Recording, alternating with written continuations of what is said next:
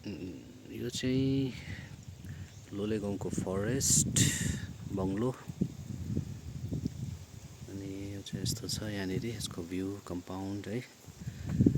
अनि यहाँ गुराँस पनि मजाले फुलिरहेको छ। यो डल्लै फरेस्टको कम्पाउन्ड हो र यो एजिटेसनको टाइममा चाहिँ जलाइदिएको रहेछ, आन्दोलनको टाइममा।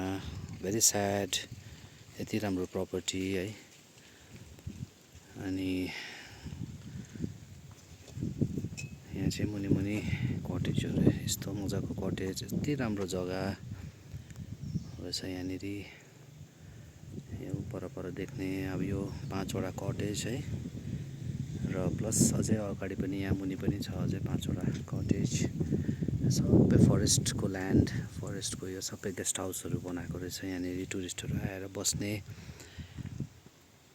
अन्त एकदमै भ्यू एकदमै दामी, ambience is very good, peace, एकदमै शान्ति फिल हुने यहाँनिर बसेपछि। फ्यामिलीहरूसँग आएर मजाले चिल गर्नु चाहिँ मजा आउने रहेछ यहाँनिर।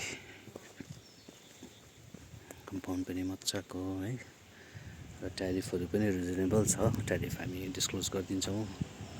कसैलाई आउनु छ यहाँनिर भने पनि तपाईँहरू एकदमै आएर यहाँ स्टे गर्नु सक्नुहुन्छ।